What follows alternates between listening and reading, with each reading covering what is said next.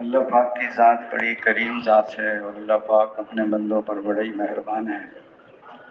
اللہ پاک نے اپنے بندوں کو کامیاب کرنے کے لیے اپنا دین عطا فرمایا ہے، اپنے احکامات نازل فرمائے ہیں، نبی کریم صلی اللہ علیہ وسلم کے طریقے عطا فرمائے۔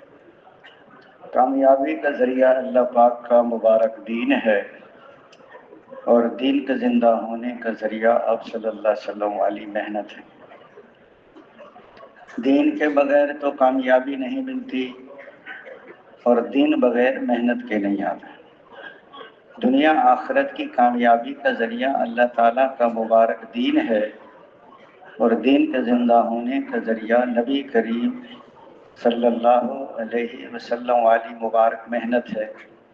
محنت کیا ہے؟ دعوت ہے، تعلیم و تعلم ہے، ذکر و عبادت ہے، حضور والے اخلاق ہیں، ہجرت ہے، نصرت ہے، مشورہ ہے۔ یہ سارے اعمال مل کر محنت بنتی ہے کہ مکے والوں نے ہجرت کی، مدینے والوں نے نصرت کی۔ کیا نصرت کی؟ آدھی زمینیں مہاجرین کو دے دی اور ان کی کھجوروں پر پورے عرب کی مہمانی ہوئی ہے۔ ان کے گھروں میں حضور صلی اللہ علیہ وسلم کی گھر والیاں آ کے ٹھہری ہیں۔ آپ صلی اللہ علیہ وسلم نے فرمایا ہجرت نہ ہوتی تو میں انصاری ہوتا۔ انصار میرے اندر کا لباس ہیں، دوسرے میرے باہر کا لباس ہیں، اور میرا مرنا جینا انصار کے ساتھ ہے۔ ایک وادی میں انصار چلیں اور ایک وادی میں دوسرے لوگ چلیں تو میں انصار کی وادی میں چلوں گا۔ اے انصار لوگ بھیڑ بکریاں لے کر جائیں اور تم اللہ کے رسول کو لے کر جاؤ۔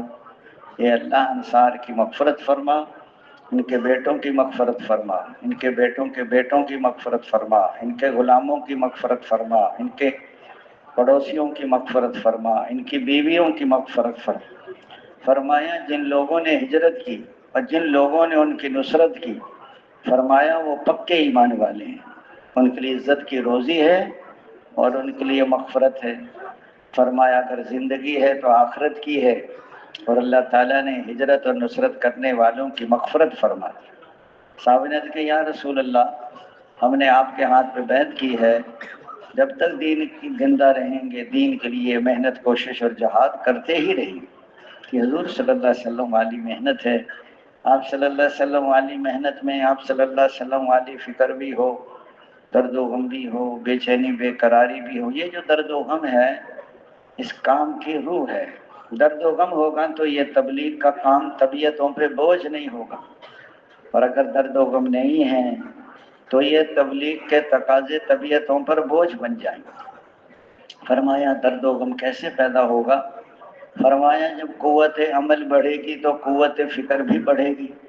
جو سارے دن دعوت دے دے کے تھکتے ہیں اور راتوں کو روتے بھی ہیں، فرمایا تھکا دینے والی محنت ہو اور رلا دینے والی دعائیں ہوں اور کھلا دینے والی فکر ہو۔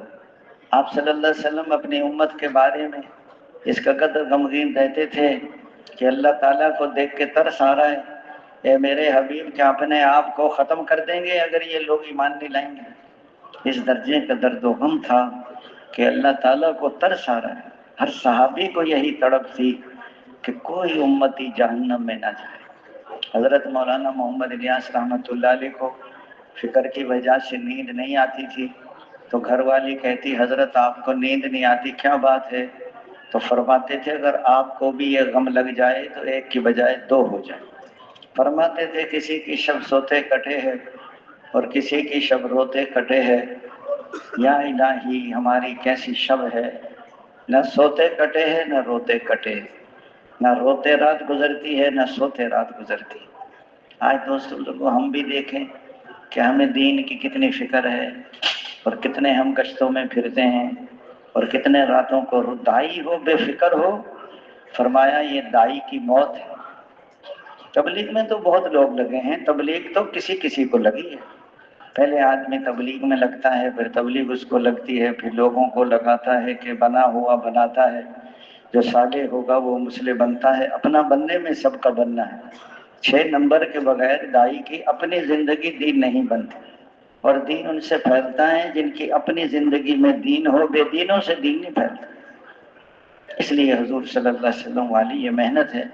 لوگ کہتے تھے حضرت آپ جاتے ہیں لوگوں کے پاس، وہ آئیں آپ کے پاس प्यासा जाता है कुएं के पास, कुआं तो प्यासे के पास नहीं जाता। हजरत जी फरमाते थे, लोगों तुम कुआं क्यों बनते हो, तुम बादल क्यों नहीं बनते कि जा जा के बरसो। खुद चलकर जाना यही नहजे नबूवत है। अंबिया कराम लोगों के पास खुद चलकर जाते, उनको दावत भी देते, उनको सिखाते भी थे, उनको समझाते भी थे, उनके सामने खोल खोल कर बयान भी करते थे और उनको उस पर अमलन चलाते भी थे। इतना काफी नहीं है कि बात को पहुंचा दिया। किसी का बेटा खराब हो जाए तो उसको एक दफा समझाता है वालिद या बार बार समझाता है। इसलिए हजूर वाली ये मेहनत है, जिम्मेदारी है। हर ज़माने अंबिया कराम आते रहे और मेहनत फरमाते रहे, अल्लाह ताला उनकी मेहनतों को कबूल फरमाते रहे और इंसानों को हिदायत देते रहे, दुनिया से कुफ्र व जलालत को मिटाते रहे। आखिर में हज़रत मोहम्मद सल्लल्लाहु अलैहि वसल्लम तशरीफ लाए और आप सल्लल्लाहु अलैहि वसल्लम ने मेहनत फरमाई। आप सल्लल्लाहु अलैहि वसल्लम की मेहनत को अल्लाह ने कबूल फरमाया और इंसानों को हिदायत अता फरमाई, दुनिया से कुफ्र व जलालत को मिटाया। आप सल्लल्लाहु अलैहि वसल्लम इस मेहनत को अपनी उम्मत के सपुर्द करके दुनिया से तशरीफ लेगा भी। ये जिम्मेदारी हर उम्मती पर है, बूढ़ा हो, जवान हो, पढ़ा हो, अनपढ़ हो, शहरी हो, देहाती हो, मर्द हो, औरत हो, को दीन को सीखें, इस पर अमल करें, इसको सारी दुनिया में फैलाएं। क़यामत तक का ज़माना पूरा आलम है।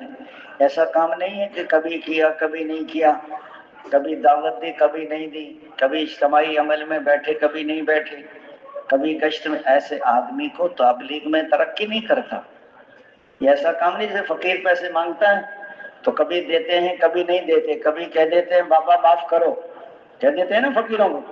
और अगर घर वाली पैसे मांगे कि घर में आटा दाल सब्जी नहीं है तो घर वाली को कह देंगे माफ करो। अब सुबह कह दें माफ करो, फिर शाम को घर में दाखिल नहीं हो सकते और खाना नहीं मांग, क्योंकि आपने अपनी जिम्मेदारी पूरी नहीं की। तो हुजूर सल्लल्लाहु अलैहि वसल्लम वाली ये मेहनत है कि सारी इंसानियत जहन्नम की आग से बचे और जन्नत में कैसे जाए। एक जहन्नमी को इतनी तकलीफ होगी, दुनिया भर के इंसानों की तकलीफों को जमा करो, एक जहन्नमी की तकलीफ बढ़ जाए। और दुनिया भर के जिल्लतों को जमा करो, एक जहन्नमी की जिल्लत बढ़ जाएगी। और दुनिया भर के इंसानों की भूख को जमा करो, एक जहन्नमी की भूख बढ़ जाएगी। उबलता हुआ खून और पीप पी जाएगा और कड़वा जहर जक्कूम खा जाएगा, अंतड़ियां बाहर आ जाएंगी उसकी। जंजीरों में जकड़ा गया, फरिश्तों की मार पड़ रही है, सांप काट रहे हैं, बिच्छू डस रहे हैं और उधर से फरिश्ते। ये 150 साल की जिंदगी मनमानी की जी चाही पर चले। ये बने आदम, एक तो तेरी चाहत है और एक मेरी चाहत है। अगर तू वो करेगा जो मेरी चाहत है तो मैं वो भी अता कर दूंगा जो तेरी चाहत है, और अगर तूने की मुखालफत इसकी जो मेरी चाहत है तो थका दूंगा तुझे उसमें जो तेरी चाहत है, और होगा फिर भी वही जो मेरी चाहत है। अल्लाह ये चाहते मेरे बंदो, अगर तुमसे मोहब्बत करना चाहते हो तो मेरे महबूब हजरत मोहम्मद सल्लल्लाहु अलैहि वसल्लम की तवा करो। कौम बिरादरी को छोड़ दो, रिवाजों को छोड़ दो, माहौल को देख के ना चलो। अल्लाह का एक ही रास्ता है, मोहम्मदुर रसूलुल्लाह। सुन्नतों पर अमल कर बेधड़क कि ये जाती है जन्नत को सीधी सड़क। कोई अमल नहीं चलेगा, सब तरीके अल्लाह ने खत्म कर दिए। एक ही तरीका हजरत मोहम्मद सल्लल्लाहु अलैहि वसल्लम। जब आदमी मेहनत छोड़ देता है, फरमाया दुनिया दारुल असबाब है और करते सब कुछ अल्लाह पाक अपनी कुदरत से हैं, लेकिन इन असबाब को इस्तेमाल फरमाते हैं। और सबसे बड़ा सबब इंसान की अपनी मेहनत का है कि मेहनत सबब बनती है इंसान के यकीन का, और यकीन सबब बनता है इंसान के अमल का, और अमल सबब बनता है अल्लाह के रज़ा या नाराज़गी का, और अल्लाह की रज़ा सबब बनती है हालात के दुरुस्तगी का, और अल्लाह ताला की नाराज़गी सबब बनती है हालात के खराबी का। सब लोग अपने हालात बनाना चाहते हैं, खालिक भी चाहते हैं, मखलूक भी, लेकिन हालात का ताल्लुक है अमाल के साथ, और अमाल का ताल्लुक है आज़ा जवारे के साथ, और आज़ा जवारे का ताल्लुक है दिल के साथ, और दिल का ताल्लुक है ईमान के साथ। ईमान क्या है? ला इलाहा इल्लल्लाह मुहम्मदुर रसूलुल्लाह। ये कलमा दिल में उतर जाए। ये जो दुनिया की मेहनतें हैं, चाहे ज़राअत की मेहनत है, चाहे तिजारत की मेहनत है, चाहे मेहनत मजदूरी है, और चाहे मुलाजमत है, इन मेहनतों से दिलों में गलत यकीन पैदा होता है। محنت کرو، مال کماؤ، چیزیں جمع کرو، زندگی بناؤ. یہ جو حضور والی محنت ہے، دعوت ہے، تعلیم و تعلم ہے، ذکر و عبادت ہے، حضور والے اخلاق ہے، اس محنت سے صحیح یقین دلوں میں اگر یہ اعمال گھر میں شروع کر دیں تو گھر میں دین آ جائے، اور یہ اعمال اگر محلے کی مسجد میں شروع کر دیں تو محلے میں دین آ جائے، اور اگر بیرون گشت کریں عملوں کے ساتھ تو پورے شہر میں دین آئے، اور سہروزے لگائیں تو بستیوں میں دین آئے گا، چلے 4 مہینے سے پورے ملک میں دین آئے گا، سال 7 مہینے سے ساری دنیا میں دین ہے. فرمایا باہر ملکوں میں کام کرنا آسان ہے بنسبت اپنے ملک کے، اور اپنے ملک میں آسان ہے بنسبت اپنے شہر کے، اور اپنے شہر میں آسان ہے بنسبت اپنے محلہ کے، اور اپنے محلہ میں آسان ہے بنسبت اپنے گھر کے، اور اپنے گھر میں آسان ہے بنسبت اپنی ذات سے. اگر میں دین پہ چلنا چاہتا ہوں تو مجھے اپنے گھر میں ماحول بنانا پڑے گا. گھر والے جب چل سکتے ہیں جب سارے محلے میں دین ہو، محلہ جب چلے گا جب پورے شہر میں دین ہو، پورا شہر جب چلے گا جب پورے ملک میں دین ہو، اور پورا ملک جب چلے گا جب ساری دنیا میں دین ہو. حضور پاک صلی اللہ علیہ وسلم والی اگر میں دین پہ محنت تو کرتے نہیں شروع میں، جب بچے جوان ہو جاتے ہیں پھر کہتے ہیں بیوی سے سنت کے مطابق شادی کرو. گھر والی کہے گی خان صاحب آپ تو پھرتے ہیں سارے دن تبلیغ میں، آپ کو کیا پتا کیا کیا رواج چل رہے ہیں. وہ کہے گی یہ بھی کرنا ہے اور یہ بھی کیوں کرنا ہے کہ کرنا پڑتا ہے آپ کو پتہ نہیں، اور آپ کو زیادہ تکلیف ہو رہی ہے تو سہروزے میں چلے جائیں. جب بچے جوان ہو جاتے ہیں ان کی اپنی جماعت بن جاتی ہے، ماں امیر بن جاتی ہے، بچے مامور، تبلیغ والا اکیلا رہ جاتا ہے. تو ہم نے شروع سے محنت نہیں اپنے گھروں پر. حضور پاک صلی اللہ علیہ وسلم نے سب سے پہلے حضرت خدیجہ نے دعوت دی ہے. حضرت علی حضور صلی اللہ علیہ وسلم کے گھر میں رہتے تھے کفالت میں، وہ اسلام میں داخل ہوئے. حضرت ابو بکر رضی اللہ اسلام میں داخل. جو مسلمان ہوتا تھا وہ دعوت کی محنت میں لگتا تھا. حکم یہ تھا کہ دعوت دیتے رہو اور مار کھاتے رہو، مارنے کی اجازت نہیں ہے. حضرت ابو بکر صدیق رضی اللہ جو پہلا خطبہ بیت اللہ میں دیا ہے تو مشرکین مکہ نے کتنا مارا ہے کہ چہرہ بھی پہچانا نہیں جاتا تھا، بے ہوش ہو گئے. حضور پاک صلی اللہ علیہ وسلم صبح نکلتے ہیں اور دعوت دیتے دیتے دوپہر ہو جاتی تھی. کوئی دھکے دے رہا ہے، کوئی برا بھلا کہہ رہا ہے، کوئی مٹی پھینک رہا ہے، کوئی کانٹے بچھا رہا ہے. ہم دیکھیں جماعتوں میں نکل کر کتنے اپنے آپ کو تھکاتے ہیں. 2-2.5 گھنٹے گشتے، 2-2.5 گھنٹے سے تو چڑیا کا بچہ نہیں نکلتا. جو جماعتیں پھرتی ہیں تھکتی ہیں 8-10 گھنٹے. ابھی ایک جماعت میں 8 جماعتیں چلنے کے لیے کرائے 7 مسجدوں سے. وہ دوستو جب تک کھپیں گے نہیں، پھریں گے نہیں، تھکیں گے نہیں، تبلیغ اندر نہیں جاتی.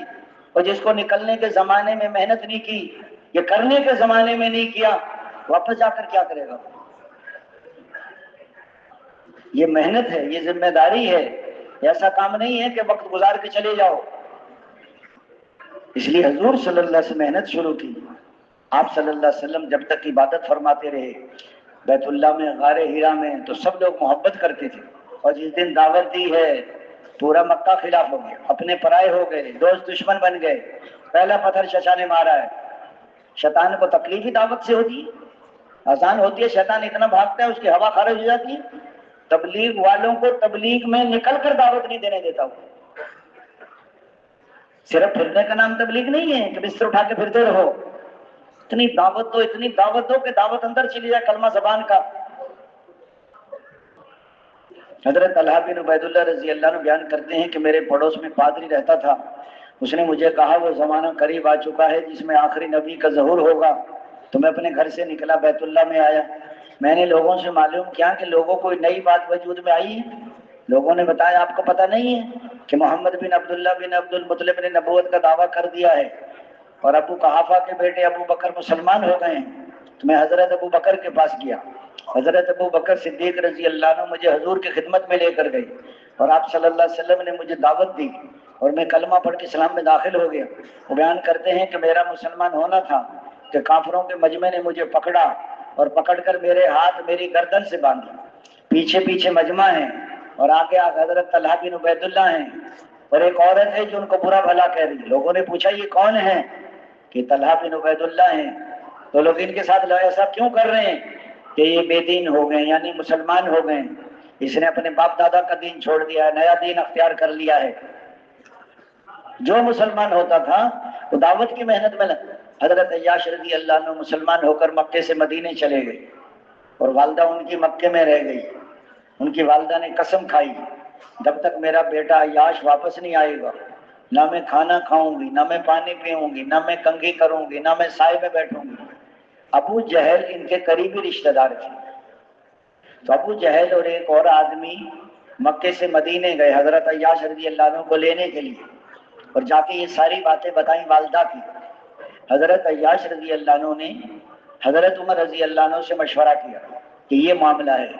حضرت عمر رضی اللہ عنہ نے فرمایا عیاش، جب تیری ماں کو جوئیں کاٹیں گی تو کنگھی کرے گی، جب بھوک لگے گی تو کھانا کھائے گی، جب دھوپ لگے گی تو سائے میں بیٹھے گی، جب پیاس لگے گی تو پانی پیے گی۔ آپ واپس مکے نہ جاؤ ورنہ اسلام سے محروم ہو جاؤ۔ ابو جہل نے پھر اکسایا، عیاش تیری ماں مر جائے گی تو ماں کا قاتل بن جائے گا، لوگ کیا کہیں گے؟ پھر اس نے حضرت عمر رضی اللہ عنہ سے مشورہ کیا۔ حضرت عمر رضی اللہ عنہ فرمایا عیاش نہ جاؤ تم اسلام سے محروم ہو جاؤ گے، لیکن اس نے اصرار کیا کہ میں والدہ سے مل کے آ جاؤں گا۔ حضرت عمر رضی اللہ عنہ نے سمجھایا، پھر وہ کہنے لگے کہ مجھے اجازت دے دو، تو حضرت عمر رضی اللہ عنہ نے اپنی اونٹنی ان کو دی، اگر تمہیں کہیں خطرہ معلوم ہو تو میری اونٹنی پہ بیٹھ کر واپس آ جانا۔ بہت تیز اونٹنی، عمدہ اونٹنی، چل پڑے۔ جب کافی سفر طے ہو گیا، ابو جہل وہ اپنی سواری پہ تھے، وہ دو آدمی تھے یہ اپنی سواری پہ تھے، تو ابو جہل کہنے لگا یاش تمہاری اونٹنی بہت اچھی ہے کہ ہاں جی اچھی ہے، میں بھی آپ کے پیچھے بیٹھ جاؤں؟ تو وہ اکیلے تھے کہ بیٹھ جاؤ۔ پیچھے بیٹھ کر اس کے دونوں ہاتھ پکڑ لیے، جکڑ لیے، اور دونوں نے مل کے اتنی تکلیفیں دی اور اتنا ستایا اور ان کو مجبور کر دیا کہ تم اسلام کو چھوڑ دو، حتیٰ کہ وہ مرتد ہو گئے۔ حضرت عمر رضی اللہ عنہ جو سمجھایا تھا وہ بات پہنچ گئی، ہو گئی، مکے چلے گئے، والدہ سے ملے، لیکن فکر مند رہتے تھے کہ میں اسلام سے محروم ہو گیا۔ حضرت عمر رضی اللہ عنہ بھی فکر مند تھے کہ عیاش رضی اللہ عنہ بھائی پتہ نہیں کیا ہوا۔ حضرت عمر نے کسی چیز پہ قرآن کی آیت لکھ کر بھیجی کہ اللہ کی رحمت سے نا امید نہ ہو، تو یہ اس کو پڑھتے تھے اور فکر مند تھے۔ اللہ تعالیٰ نے ان کے دل میں ڈالا، اسی اونٹنے پہ بیٹھ کر مکے سے مدینے واپس آ گئے اور دوبارہ کلمہ پڑھ کے اسلام میں داخل ہو گئے۔ ایک آدمی کو جہنم سے بچانے کے لیے حضرت عمر رضی اللہ عنہ کتنی کوشش کر رہے ہیں۔ ایک ایک آدمی پر میں بے نمازی کو دیکھ کر تڑپ جانا، یہ تبلیغ ہے۔ کوئی لمبی چوڑی تقریر کا نام تبلیغ نہیں ہے کہ جی فلاں صاحب تو بہت اچھا بیان کر لیتے ہیں۔ اس لیے فرمایا حضور صلی اللہ علیہ وسلم والی محنت ہے۔ ایک آدمی مرتد ہو کر اپنے ملک چلا گیا، سردار قسم کا آدمی تھا، ایران چلا گیا۔ حضرت عمر رضی اللہ نے اپنا قاصد بھیجا کہ ان کو جاؤ بلاؤ، ان کو وہ اسلام میں داخل ہو جائے، جہنم کی آگ سے بچ جائے گا۔ اس نے کہا حضرت عمر اگر اپنی بیٹی میرے نکاح میں دے دے تو میں اسلام میں آ سکتا ہوں۔ تو قاصد نے کہا میں وعدہ کرتا ہوں کہ دے دیں گے۔ صحابہ کرام تو دین کے لیے جان دینے کو تیار تھے۔ وہ کہنے لگا مجھے امیر بھی بنائے مسلمانوں کا۔ اس نے کہا امیر کا وعدہ میں نہیں کر سکتا، امیر بنتا ہے مشورے سے۔ پھر واپس آئے، حضرت عمر رضی اللہ عنہ پوچھا کیا ہوا؟ کہ جو تو یہ شرط لگا دے، اور میں نے وعدہ کر لیا کہ حضرت عمر اپنی بیٹی آپ کے نکاح میں دے دیں گے۔ اس نے کہا دے دیں گے، کوئی بات نہیں۔ کہتے ہیں جی وہ امیر، مجھے امیر بھی بناؤ۔ میں نے کہا امیر تو مشورے سے بنتا ہے۔ حضرت عمر نے فرمایا جاؤ دوبارہ اور ان کو جاؤ ہم آپ کو امیر بھی بنا دیں گے اور بیٹی بھی دے دیں گے، تم اسلام میں داخل ہو جاؤ۔ وہاں جب پہنچے، دوبارہ قاصد پہنچا تو اس کا جنازہ نکل رہا تھا شہر سے باہر، اسی کفر کی حالت میں مر گیا۔ حضرات صحابہ کرام کو اتنی تڑپ تھی اور اتنی فکر تھی کہ کیسے لوگ جہنم کی آگ سے بچیں۔ یہ دنیا کی زندگی کیا ہے؟ عارضی زندگی ہے، یہ آخرت کی تیاری کے لیے ہے۔ دنیا کی زندگی ہے مرنے کے لیے اور آخرت کی زندگی ہے جینے کے لیے۔ اگر منمانی جی چاہی پر چلے تو اللہ تعالیٰ موت پر زندگی کو بگاڑ دیتے ہیں، اور آپس میں بھی نفرتیں ہو جاتی ہیں، اولادیں نافرمان ہو جاتی ہیں، میاں بیوی میں نفرت۔ باہر سے آیا تھکا ہارا، بیوی سے کہہ رہا چائے بنا دے، بیوی کہہ رہی سو جا، دودھ بلی پی گئی ہے، اس کے حصے کا دودھ بلی پی جاتی ہے، کوئی چائے بنانے کو تیار نہیں۔ جب احکامات توڑتا ہے تو اللہ زندگیوں کو توڑ دیتے ہیں۔ غلط محنت کی، غلط یقین، عمل بگڑ گئے، اللہ ناراض ہو گئے، حالات خراب۔ جب تم یقین غلط ہوتا، زکوٰۃ نہیں دیتا، زکوٰۃ سے مال کم ہو جائے گا۔ اپنے مالوں کی حفاظت کرو زکوٰۃ کے ساتھ، اور بلاؤں کا استقبال کرو دعاؤں کے ساتھ، اور بیماروں کا علاج کرو صدقے کے ساتھ۔ زکات سے تو مال کی حفاظت ہوتی ہے اور صدقے سے تو مال بڑھتا ہے. زکات کو روک لو گے تم پر بارش بند کر دی جائے گی. جب ناپ تول میں کمی کرو گے قحط مشقت اور ظالم بادشاہ مسلط ہو جائیں گے. ناپ تول میں کمی کریں گے تاجر اور قحط مشقت ظالم بادشاہ سب پر مسلط ہوں گے. مسئلہ اجتماعی ہے، صرف تاجروں پہ نہیں ہوں گے. آدمی ناپ تول میں کمی کیوں کرتا ہے؟ یقین کی خرابی. مال بڑھ جائے گا، میرے پاس مال رہ جائے گا. قحط مشقت اور ظالم. فرض اللہ کے قانون کا اگر حکم جاری ہوں گے، یہ اللہ کا دین، یہ اللہ کا قانون ہے، حکم جاری ہوں گے، خانہ جنگی شروع ہو جائے، گھر گھر میں لڑائی، اموات کی کثرت. آج گھر میں امان نہیں ہے. یہ کون سو رہی ہے کہ یہ میری بہو سو رہی ہے کہ یہ کون سو رہی ہے کہ اس کا دماغ خراب ہے، اور یہ کون سو رہی ہے کہ میری بیٹی سو رہی ہے کہ یہ کیوں سو رہی ہے، اس کی طبیعت خراب. اپنی بیٹی کی تو طبیعت خراب ہے اور بہو کا دماغ خراب. یہ اخلاق ہے آج کل. بہو بنی تو ساس اچھی نہ ملی اور ساس بنی تو بہو اچھی نہ ملی. اور بیٹیاں کہہ رہی تھی اپنی ماں سے، امی آپ تو اپنی بہوؤں کا بڑا خیال رکھتی تھی. اس کا میری بیٹی میں نے تو بہو بنائی، میں نے تو بیٹیوں کی طرح رکھتی ہوں، ماں کی طرح میری قدر کرتی. اس لیے فرمایا جب گھر گھر میں لڑائی ہوگی، جب اللہ کے حکم جاری ہوں گے تو خانہ جنگی شروع ہو جائے گی. اور جب وعدہ خلافی کریں گے دوسری قومیں ان پر مسلط ہو جائیں گی جو ان کے مال و متاع کو لوٹ لیں گے. اور جب فحش بدکاری بڑھ جائے گی تو نئی نئی بیماریاں پیدا ہو جائیں گی. جیسی کرنی ویسی بھرنی. نہ مانے تو کر کے دیکھ، اور جنت بھی ہے دوزخ بھی ہے، نہ مانے تو مر کے دیکھ. یہ موت قیامت صغریٰ ہے، چھوٹی قیامت ہے. یہ جزا اور سزا شروع ہو جائے گی. قیامت تو جب آئے گی آئے گی. قیامت کا دن تو ایسے صبح صبح کا وقت ہوگا اور جمعے کا دن ہوگا، اور فرمایا ایسی سریلی آواز آئے گی. ہر آدمی اس آواز کو سنتے ہی ایک دم متوجہ ہو جائیں گے. سانپ پلٹ نہیں مار سکتا، گاڑیاں رک جائیں گی. ایسی آواز، ہر آدمی آواز کی طرف لپکے گا قیامت کے دن. اور پھر وہ آواز سخت ہو جائے گی.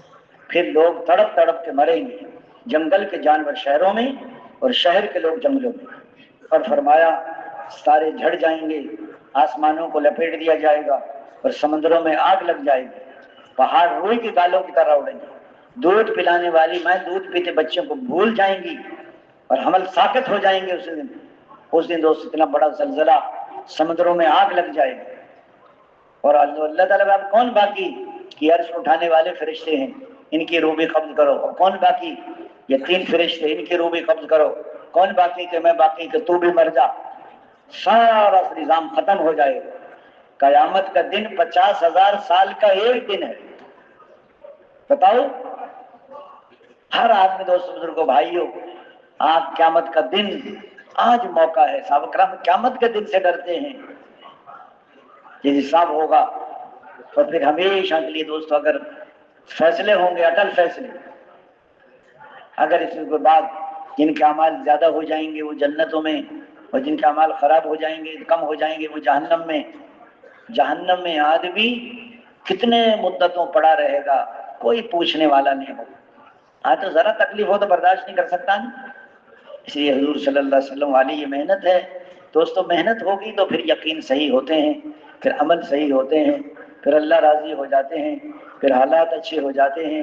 پھر دوستو آگے چل کے اللہ پاک دنیا بھی بناتے ہیں اور آخرت بھی بناتے ہیں. میاں بیوی محبت، اولاد فرما بردار، اور سارے نظام اللہ تعالیٰ ان کے مرضی کے مطابق کر دیتے ہیں. موت آتی ہے تو 5 فرشتے روح نکال، یہ 5 جسم کی 5 روح نکل اللہ کے حکم سے. اللہ تجھ سے راضی تو اللہ سے راضی.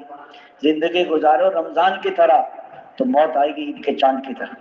جیسے آدمی رمضان میں پابند ہو کے زندگی گزارتا ہے، اس لیے فرمایا گھر والے رو رہے ہیں اور بچے رو رہے ہیں اور یہ مرنے والا خوشی کا منظر دیکھ رہا ہے. ہاں جی، ہر فرشتہ اس کو نئی خوشخبری دیتا ہے کہ جنت میں ایسی بیریاں ہیں جن میں کانٹا نہیں ہے، اور ایسے کیلے ہیں جو تو بتو لگے ہوئے ہیں، اور چلے ایسے اعلیٰ انجیل میں اس کو داخل کرتے ہیں.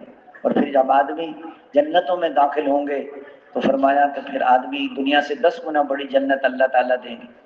اس لیے فرمایا پوری دنیا میں تقریباً 195 ملک ہیں، اب اس کو 10 گنا کرو تو کتنا ہو جائے.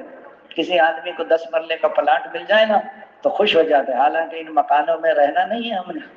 وہ کہہ رہے تھے کہ شیخ صاحب آپ بھی کرائے کے مکان میں رہتے ہیں؟ اس نے کہا چودھری صاحب سبھی کرائے پہ رہتے ہیں، کوئی تھوڑا تھوڑا دیتا ہے، کوئی کھٹا دے دیتا ہے، رہنا کسی نے نہیں مکانوں میں، سب کے جنازے نکلیں گے یہاں سے، کوئی نہیں رہے گا دنیا میں۔ ہمیشہ کے لیے اللہ تعالیٰ نعمتیں دیں گے، دنیا سے 10 گنا بڑی جنت۔ جنت کا ایسا دروازہ ہوگا کہ دیکھ کے حیران رہ جائے گا، اندر داخل ہوں گے ایسے غلمان جیسے بکھرے موتی ہوں، اور فرمایا ایسے ایسے محلات ہوں گے جو سونے چاندی کی اینٹوں سے بنے ہوں گے، مشک گارا ہوگا، ایک ایک محل میں 70,000 کمرے ہوں گے، ہر کمرے کے 70,000 دروازے ہوں گے، ہر دروازے پر 70,000 فرشتے سلام کریں گے، قالینیں بچھی ہوں گی، پردے پڑے ہوں گے، اور گوشت بھنے ہوں گے، اور پھل پکے ہوں گے، اور دودھ شہد کی نہریں ہوں گی، ہمیشہ کی جوانی ہوگی اور ہمیشہ کی صحت ملے گی، اللہ کا دیدار ہوگا، حضور صلی اللہ علیہ وسلم کا پڑوس ملے گا۔ فرمایا ایسی حوریں جو مردہ سے بات کرے تو زندہ ہو جائے، اور کڑوے سمندر میں تھوکے تو میٹھا ہو جائے، موٹی آنکھوں والیاں اور پیار دلانے والیاں۔ اور فرمایا آدمی دنیا میں اگر 10 دفعہ سورۃ اخلاص پڑھ لے تو محل بن جاتا ہے۔ کون کون بنائیں گے جنت میں محل؟ اچھا ہاتھ کھڑا کرنے سے نہیں بناؤ گے، آپ کو یقین ہوگا تو بناؤ گے۔ 20 دفعہ پڑھو تو 2 محل بن جاتے ہیں، اور 30 دفعہ پڑھو تو 3 بن جاتے ہیں۔ کسی کا بچہ مر جائے، اللہ تعالیٰ فرماتے میرے فرشتوں میرے بندے کے بچے کی جان نکال لی، کہ اللہ نکال لی، اس نے کیا کیا؟ اس نے صبر کیا، اس کے لیے جنت میں محل بنا دو، اس پر بیت الحمد لکھ دو۔ حضور پاک صلی اللہ علیہ وسلم نے جب مکے سے مدینے ہجرت کی تو دوست بزرگوں بھائی، حضور صلی اللہ علیہ وسلم نے پہنچتے اپنا گھر نہیں بنایا، بلکہ سب سے پہلے مسجد بنانے کی ترغیب دی کہ جو مسجد بنائے گا اللہ تعالیٰ اس کا جنت میں محل بنائیں گے۔ عورتوں نے عرض کیا یا رسول اللہ ہم بنائیں گی، اور مردوں نے عرض کیا یا رسول اللہ ہم بنائیں گے۔ مسجد بن رہی ہے تو اس میں حصہ ڈال دی، تم آپ کا محل بن جائے گا۔ فرمایا جو مذاق میں بھی جھوٹ چھوڑ دے جنت کے کنارے پہ اس کا بھی محل بن جاتا ہے، تو جس کے بہت اچھے اخلاق ہوں جنت میں اوپر کے درجے محل ملتا ہے، اور جو اپنا حق چھوڑ دے حق مانگوں گا تو لڑائی ہو جائے گی، جو جنت کے درمیان میں محل بن جاتا ہے۔ جو کسی کی عیادت کے لیے جائے یا ملاقات کے لیے جائے، ایک فرشتہ پکار کر کہتا تیرا چلنا مبارک، تو نے جنت میں اپنا ٹھکانہ بنا لیا۔ اور 2 سنت صبح کی، اور 6 سنت ظہر کی، اور 2 سنت مغرب کی، اور 2 سنت عشاء کی۔ فرمایا جو 12 سنتیں مواقدہ پڑھے اس کا بھی روزانہ جنت میں محل بنتا ہے۔ ایک مکان بن جائے تو آدمی خوش ہو جاتا ہے۔ ہمارے وہ ایک آدمی مکان بنا بنا کر بیچتا تھا، ٹھیکیدار تھا، تو اس کا جو بڑا مستری تھا جو مکان بنواتا تھا، تو اس نے کہا کہ ٹھیکیدار صاحب میں بوڑھا ہو گیا ہوں، اب میں مکان نہیں بنا سکتا، آپ مجھے اجازت دے دیں میں اپنے گھر جاتا ہوں۔ تو ٹھیکیدار نے کہا کہ جی یہ 10 مرلے کا پلاٹ ہے، یہ تم بنا کے پھر تمہیں چھٹی ہے، جاؤ۔ تو اس نے وہ مکان تیار ہو گیا، تو مستری کہنے لگا کہ یہ چابی پکڑو، یہ مکان بھی تیار ہے۔ ٹھیکیدار نے کہا یہ چابی بھی پکڑے اور اس مکان کی رجسٹری بھی پکڑے، کاغذات، یہ مکان آپ کو ہدیہ ہے، آپ کے ذریعے سے میں نے بہت کمایا۔ تو وہ مستری سر پکڑ کے بیٹھ گیا، اس نے کہا تو مجھے پہلے بتا دیتا کہ یہ تیرا مکان ہے تو میں کیسا بناتا اس کا۔ تو ہم بھی سر پکڑ کے بیٹھیں گے مرنے کے بعد، ارے ہم تو بہت محنت کر سکتے تھے اور بہت اللہ، پھر یہ تو آدمی اپنے اعمال ہیں، لیکن آپ نے اگر تبلیغ کی محنت صحیح طریقے سے کی اور ہزاروں لاکھوں کو تبلیغ میں لگا دیا، اور وہ جتنے اعمال کریں گے آپ کو گھر بیٹھے اجر ملے گا۔ حضور صلی اللہ علیہ وسلم نے 23 سال محنت کی ہے، 13 سال مکہ مکرمہ میں اور 10 سال مدینے میں۔ اس زمانے سے لے کے آج تک حضرات صحابہ کرام کتنے، پھر تبع تابعین، پھر محدثین، پھر علماء کرام، پھر حفاظ، کتنے دنیا میں مسلمان، کتنے مدارس، یہ سارا جمع ہو کر حضرت محمد صلی اللہ علیہ وسلم کے نام اعمال میں جا رہا ہے۔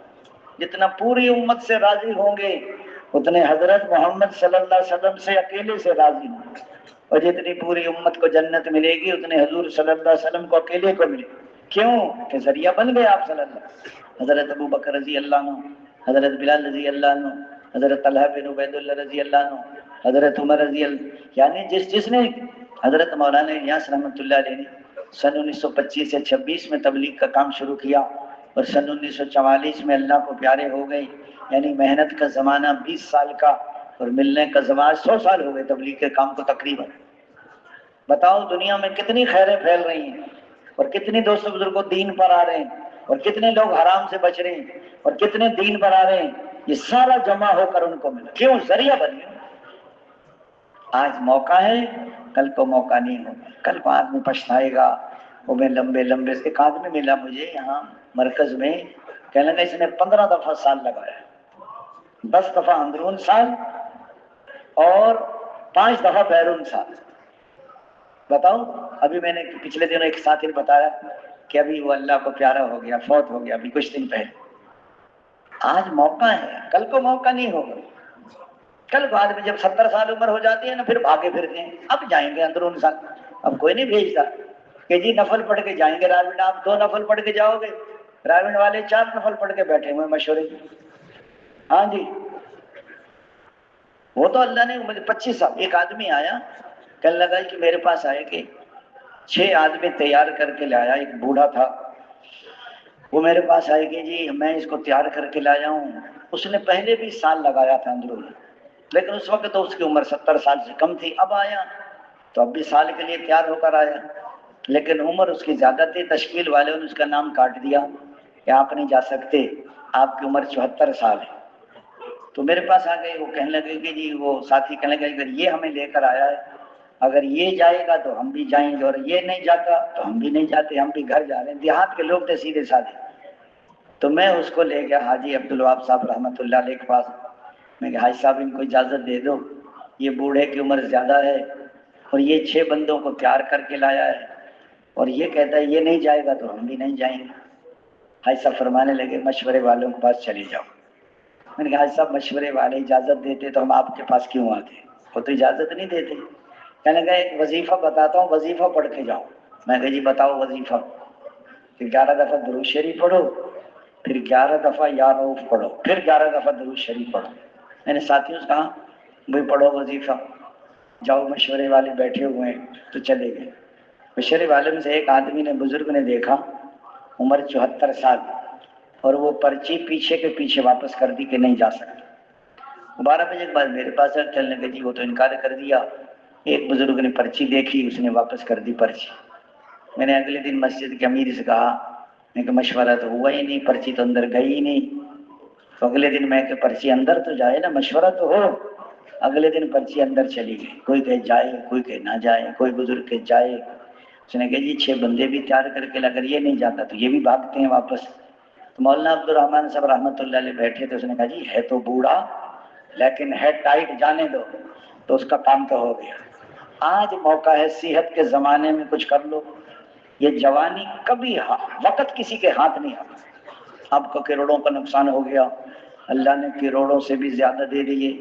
آپ کی صحت خراب ہو گئی، اللہ نے بیماری کے بعد اور اچھی صحت مل گئی، لیکن وقت کسی کے ہاتھ نہیں آتا. واپس نہیں لا سکتے آپ کا چلہ رہ گیا سال کا، کبھی واپس نہیں ہو سکتا. آپ نے آج وقت جو ضائع کر دیا دوبارہ نہیں لا سکتے. وقت بہت قیمتی سرمایہ ہے.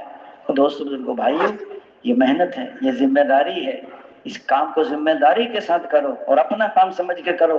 یہ 4 مہینے 4 گھنٹے ہیں تمہارے پاس. ہاں جیسے کسی کو خزانے میں داخل کر دیا، 4 گھنٹے میں جتنا خزانہ نکالنا نکال لیا. اندر گیا خزانے میں، اس نے دیکھا پلنگ بچھا ہوا ہے، گدا بھی لگا ہوا ہے، سرہانہ بھی رکھا. اس نے کہا ذرا کمر سیدھی کر. کمر سیدھی کرنے لگا، آنکھ لگ گئی. 4 گھنٹے کے بعد چوکی دار نے ٹھوکر مار کے اٹھا دیا کہ باہر نکلو، وقت ختم ہو گیا. اب بتاؤ کتنا پچھتائے گا. او ہو، وہ میں نے تو سارا موقع. 4 مہینے صحیح نہ لگے، یہ اس سے زیادہ ہم پچھتائیں گے کہ ہم نکلے زمانے میں نکلے اور ہم نے محنت نہ کی، کچھ سیکھا نہیں، کچھ دائی نہیں بنے، کچھ 6 نمبر کی. دوستو بزرگو بھائیو، اس کے بغیر چارہ نہیں ہے. اللہ نے موقع دیا ہے. اللہ تعالیٰ سب کو دے. جیسے آپ اپنے پاس ایک نوکر ٹھہراتے ہو، 1 ہفتہ دیکھ تو کیسا کام کرتا. اگر صحیح کام کرے، وقت پر آئے، صحیح کام کرے تو آپ کو پاس رکھ لیتے. اور سستی کرے اور ٹال مٹول کرے، کبھی آئے کبھی نہ آئے، 1 ہفتے میں فارغ کر دیتے آپ اس کو. اللہ تعالیٰ کو ہماری کوئی ضرورت نہیں. شام کو سوئیں تو فاسق فاجر ہوں، اور صبح کو اٹھیں تو سب ولی اللہ. نبیوں کو نبی اللہ نے بنایا، اربوں خربوں فرشتے اللہ نے پیدا کیے. اس کے سارے انسانوں کے دل اس کی 2 انگلیوں کے درمیان ہے، جدھر چاہتے ہیں دلوں کو پھیر دیتے. آج حضور والی محنت دوستو زندہ ہوگی تو دین زندہ ہوگا. دائی ہو بے فکر ہو، یہ دائی کی موت ہے۔ انبیاء کرام انسانوں کے دلوں پہ محنت کرتے تھے۔ وہ لوگوں جہاں سے تمہیں ہونا نظر آتا ہے وہاں سے ہونا تعلق ہی نہیں رکھتا، جہاں سے دیکھو ہونا، وہاں سے دیکھو نہ ہونا، اور جہاں سے دیکھو نہ ہونا وہاں۔ ساری دنیا مل کر ایک لنگڑے مچھر کے ٹیڑے پر کو سیدھا نہیں کر سکتے، کوئی گھاس کے تنکے کو بنا نہیں سکتا، کوئی بنے ہوئے کو توڑ نہیں سکتا، کوئی ٹوٹے ہو کو جوڑ نہیں سکتا۔ کیا تم پیدا کرتے ہو یا ہم پیدا کرتے ہیں؟ کیا بارش تم برساتے ہو یا بارش ہم برساتے ہیں؟ یا کھیتی تم اگاتے ہو یا کھیتی ہم اگاتے ہیں؟ میرے بندو تم تو سب کے سب ننگے ہو، میں تمہیں کپڑے پہناتا ہوں، تم سب کے سب بھوکے ہو، رزق میں دیتا ہوں، تم سب کے سب گمراہ ہو، ہدایت میں دیتا ہوں۔ یہ تبلیغ کی جو محنت ہے یہ اللہ کو دلوں میں بسانے کی محنت ہے، یہ اللہ کو اپنانے کی محنت ہے کہ زبان کا کلمہ دل میں آ جائے۔ اے میرے بندے، اگر تو نے مجھے پا لیا تو تو نے سب کچھ پا لیا، اور تو نے مجھے کھو دیا تو تو نے سب کچھ کھو دیا۔ ذرا بازو میں طاقت آ جاتی ہے، آپ کو تو مل جاتا ہے مولوی صاحب، ہم تو کما کر کے ذرا پیچھے چلے جائیں جب ماں کی گود میں پیشاب پاخانہ نکل جاتا تھا، اور پیچھے جائیں جب ناپاک خون خوراک تھا، اور پیچھے چلے جائیں جب سبزی اور غلوں میں پھیلے ہوئے تھے، اور پیچھے چلے جائیں زمین کے ذرات میں، سورج کی شعاؤں میں، چاند کی کرنوں میں، ہواؤں کی لہروں میں، کھاد کی گندگی میں، بارش کے قطرات میں، زمین کے ذرات میں، سورج کی شعاؤں میں، چاند کی کرنوں میں، ہواؤں کی لہروں میں، کھاد کی گندگی میں پھیلا۔ تیرا تو وجود بھی نہیں تھا، تجھے دیکھنے سننے والا ہم نے بنایا۔ اللہ تعالیٰ بارش کو برساتے ہیں، پھر کھیتیوں کو اگاتے ہیں، پھر ماں باپ کھاتے ہیں، پھر پانی پر تصویر بناتے ہیں۔ اے بندے تو 2 دفعہ تو پیشاب کے راستے سے نکلا پھر بھی اکڑتا ہے۔ جمع ہوا خون، پھر گوشت کا لوتھڑا، لوتھڑے میں ہڈیاں، اور ہڈیوں میں گوشت، اور گوشت پر پوست۔ ایک دن کے 4 مہینے بچے کو روح ڈالتے ہیں، نہ ماں کو پتا نہ باپ کو پتا۔ ایک دن کے بچے کو دودھ پینا کون سکھا دے؟ ساری دنیا کی مائیں مل جائیں ایک دن کے بچے کو دودھ پینا نہیں سکھا سکتی۔ بچہ چھوٹا ہو تو پتلا دودھ پلاتے ماں کی چھاتی سے، اور بڑا ہو جائے دودھ کو گاڑھا کر دیتے ہیں، اور بچہ سردی ہو تو گرم دودھ پلاتے، گرمی ہو تو ٹھنڈا دودھ پلاتے۔ سارا بچہ تکلیف ہو سارے گھر والے بے چین ہو، کوئی سر کو ہاتھ لگاتا ہے، کوئی پیٹ کو ہاتھ لگاتا ہے، کوئی کان۔ یہ محبت کس نے ڈالی ہے؟ اللہ تعالیٰ محبتیں نہ ڈالتے تو یہ بچے تڑپ تڑپ کر مر جاتے۔ اب اس لیے فرمایا جب بچہ بڑا ہو جاتا ہے تو اللہ تعالیٰ ماں کے پیٹ میں ایک راستہ کٹ جاتا ہے تو روتا ہے، پھر ماں کی چھاتی سے 2 راستے، جب ماں دودھ چھڑاتی ہے پھر دودھ نہیں چھوڑتا، پھر چیخیں مارتا ہے، وہ پتا بس یہی راستے، پھر اللہ 4 راستے کھول دے، مشرق مغرب شمال جنوب، روٹی بوٹی سبزیاں۔ جب دنیا سے مرتا ہے تو 8 دروازے جنت کے کھل جاتے۔ اس لیے فرمایا اللہ کے مالک ہونے کا یقین آ جاتا تو کبھی اپنے اعضاء جوارے کو غلط استعمال نہ کر۔ آنکھوں کا مالک میں نہیں ہوں، آنکھوں کا مالک اللہ ہے، اللہ نے آنکھیں امانت دی ہیں، اس کو دیکھو اس کو نہ دیکھو، غیر محرم کو دیکھو تو حرام، فرما بردار بیٹا بیٹی ماں باپ کو محبت کی نگاہ سے دیکھے تو مقبول حج کا ثواب، یا صرف 100 دفعہ دیکھے تو 100 حجوں کا ثواب۔ زبان کا مالک میں نے، زبان کا مالک اللہ نے، یہ زبان امانت دی ہے، بولو یا نہ بولو۔ حضرت ابو بکر صدیق رضی اللہ عنہ اپنی زبان کو پکڑ کے کھینچ رہے ہیں، حضرت عمر رضی اللہ عنہ فرمایا ہے ابو بکر کیا کر رہے ہیں؟ اے عمر اس زبان نے مجھے کئی دفعہ ہلاکت تک پہنچایا۔ حضرت ابو بکر فرماتے کاش کہ میری ماں نے مجھے جنا ہی نہ ہوتا، اور کاش میں مومن کا بدن کا بال ہوتا، اور کاش میں درخت ہوتا کہ کاٹ دیا جاتا۔ جن کے جنتی ہونے میں شک بھی نہیں ہے اور دنیا سے۔ حضرت عمر کو جب اچھا لگا زمین خون سے رنگین ہو رہی ہے، ادھر آنسوؤں سے تر ہو رہی ہے، بیٹے نے سر اٹھا کے گود میں رکھا تو غصے میں جھلا کر نیچے پھینک دیا کہ مٹی لگنے تو اللہ کو رحم آ جائے۔ اللہ مجھے جنت نہیں چاہیے، مجھے جہنم سے بچا لے اور مجھے برابر سرابر کر۔ حضرت حذیفہ کو بلایا، اے حذیفہ میں یہ نہیں پوچھتا کہ منافق کون کون ہے، لیکن اتنا تو بتا دو کہ میرا نام تو نہیں ہے، اپنے بارے میں اتنی بدگمانی ہے۔ ہم کسی چیز کے مالک، کسی نے پوچھا یا رسول اللہ کس سے بچوں؟ فرمایا اپنی زبان سے بچو۔ کتنے لوگ زبان کی وجہ سے الٹے منہ کھینچ کے جہنم میں پھینکے جائیں گے۔ امر بالمعروف کرو یا نہی عن المنکر کرو یا اللہ کا ذکر کرو، ورنہ ہر بات بار و بوجھ۔ حضرت ابو دجانہ رضی اللہ عنہ بیمار تھے، زید بن اسلم رضی اللہ عنہ کہتے ہیں کہ ہم نے کہا حضرت آپ بیمار ہیں، ملنے کے لیے زید بن اسلم، لیکن آپ کا چہرہ بہت چمک رہا ہے۔ فرمانے لگے مجھے اپنے 2 عملوں پہ بہت بھروسہ ہے، ایک میں لاعانی نہیں کرتا اور دوسرا میرا دل سارے مسلمانوں کی طرف سے صاف۔ 4 حدیثیں ہیں، چار ہزار حدیثوں کا خلاصہ ہے۔ پہلی حدیث پاک عملوں کا دار و مدار نیتوں پر ہے۔ دوسری حدیث پاک جو اپنے لیے پسند کرو اپنے بھائی کے لیے پسند کرو۔ تیسری حدیث پاک چھوڑ دے اس چیز کو جو شبہ میں ڈالے۔ چوتھی حدیث پاک ترک ما لا یعنی کے لا یعنی سے پرہیز کرو۔ حضور صلی اللہ علیہ وسلم، اے ابو ہریرہ کون ہے جو 5 باتیں مجھ سے سیکھے اوروں کو سکھائے عمل کرے؟ یا رسول اللہ میں سیکھوں گا۔ حضور حضرت ابو ہریرہ سے حضور فرمایا ابو ہریرہ حرام سے بچ جاؤ، سب سے بڑے عبادت گزار بن جاؤ گے۔ دوسرا فرمایا جو کچھ اللہ نے تم کو دیا ہے اس پہ راضی رہو، سب سے بڑے غنی بن جاؤ گے۔ اور تیسرا فرمایا اپنے پڑوسی کے ساتھ اچھا سلوک کرو، کامل مومن بن جاؤ گے۔ اور چوتھا فرمایا جو اپنے لیے پسند کرو اپنے بھائی کے لیے پسند کرو، کامل مسلمان بن جاؤ گے۔ اور پانچواں فرمایا زیادہ ہنسی سے بچو کہ زیادہ ہنسی سے دل مردہ ہو جاتا، کسی چیز کے مالک نہیں۔ بعض لوگ خودکشی کر لیتے ہیں، اللہ تعالیٰ اٹھا کے جہنم میں پھینک دیتے ہیں۔ جان تیری نہیں تھی، جان تو میری تھی، میری جیب میں پیسے مرضی سے نہیں خرچ کر سکتا، نہ کنجوسی کر سکتا ہوں نہ فضول خرچی کر سکتا ہوں۔ ہم کسی چیز کے مالک نہیں ہیں۔ اللہ تعالیٰ کے رازق ہونے کا یقین آ جاتا تو کبھی رزق کمانے میں اللہ کا حکم نہ توڑ، لوگوں کو دھوکہ نہ دیتا، ملاوٹ نہ کرتا، کم نہ تولتا، جھوٹ نہ بولتا، رشوت نہ لیتا۔ اب بعض لوگ ڈیوٹی تو کرتے نہیں ہیں، تنخواہ لے کر آ جاتے ہیں۔ بھائی ڈیوٹی تو کرتے نہیں تو تنخواہ کس بات کی لاتے ہو؟ اس لیے فرمایا پہلے زمانے میں جب مرد کمانے کو جایا کرتے تھے تو ان کے گھر والے ان سے کہا کرتی تھی کہیں سے حلال روزی مل جائے تو لے آنا، حرام روزی لے کر نہ آنا، حرام کھا کر ہم سے جہنم کی آگ برداشت نہیں ہوگی، ہم رات کو فاقے سے گزار لیں گے۔ حضرت ابن عباس رضی اللہ عنہ حج کا قافلہ لے کے جا رہے تھے، راستے میں ایک بندہ مر گیا۔ جب قبر کھودی تو سانپ نکلا، پھر قبر کھودی تو سانپ نکلا، پھر قبر کھودی تو سانپ نکلا۔ فرمایا اس کو سانپ کے ساتھ ہی دفن کرو۔ حج سے جب واپس گئی ان کے گھر گئے، ان کی بیوی سے پوچھا کیا کرتے تھے؟ اس نے کہا یہ غلے کا تجارت کرتا تھا اور غلہ بوری میں سے نکال لیتا تھا، اس کی جگہ بھوسا بھر دیتا تھا، ملاوٹ کرتا تھا۔ آج اپنی کمائیوں کے مسائل پوچھو، مزدوری کیسے کرنی ہے، تجارت کیسے کرنی ہے، مسائل پوچھو، ملازمت کیسے کرنی ہے اور کیسے۔ وہ ہمارے بھائی مطلوب صاحب رحمۃ اللہ علیہ تھے پنڈی کے امیر تھے، اس نے کہا دفتر کی تبلیغ یہ ہے کہ 10 منٹ پہلے جاؤ اور 10 منٹ بعد نکلو دفتر سے، ٹائم کے بعد۔ اس لیے فرمایا مسائل پوچھ کے زندگی۔